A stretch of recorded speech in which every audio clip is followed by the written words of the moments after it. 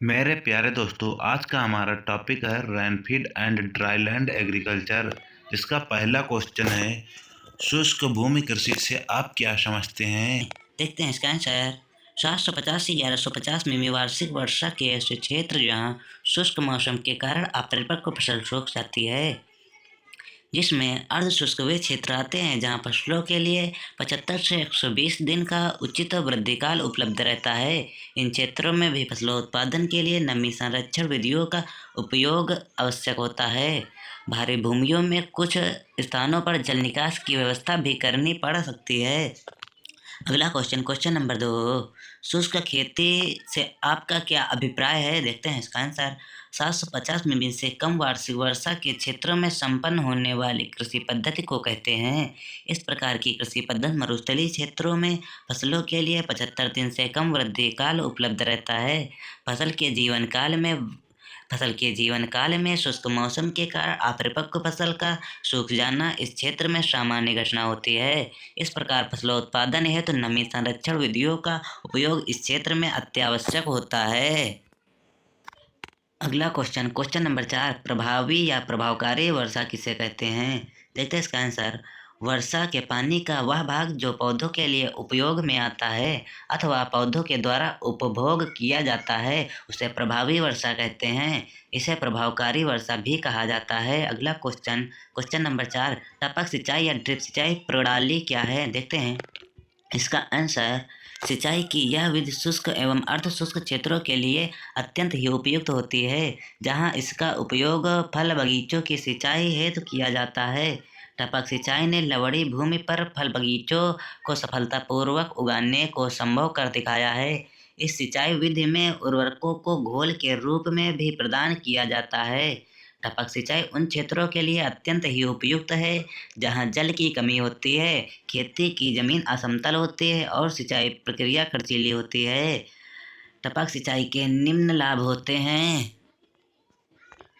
पहला है, जल उपयोग दक्षता 95% तक होती है, जबकि पारंपरिक सिंचाई प्रणाली में जल उपयोग दक्षता लगभग 50% तक ही होती है। अगला, इस सिंचाई विधि में जल के साथ साथ उर्वरकों को अनावश्यक बर्बादी से रोका जा सकता है।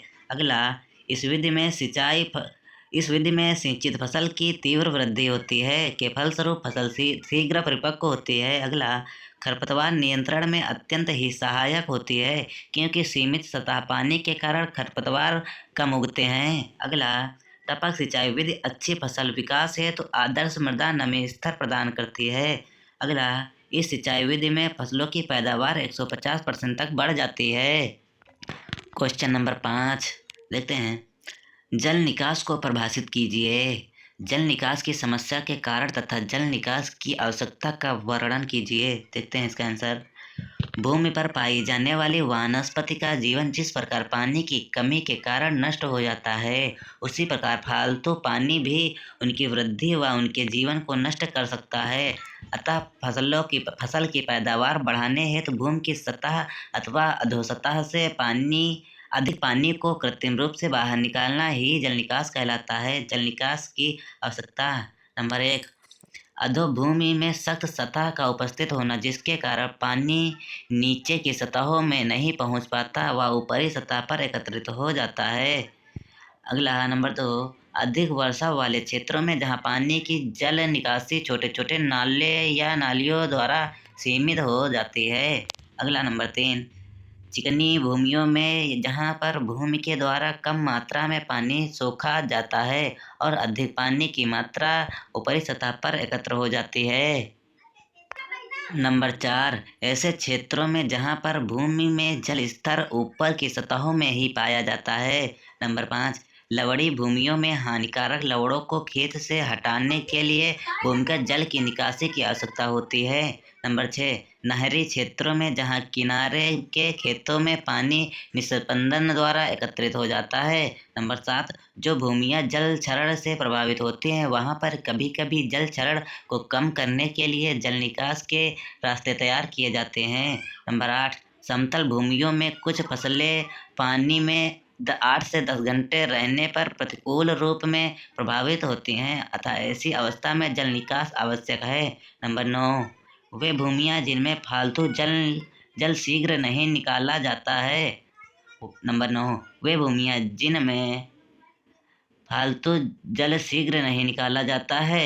नंबर 10, निचली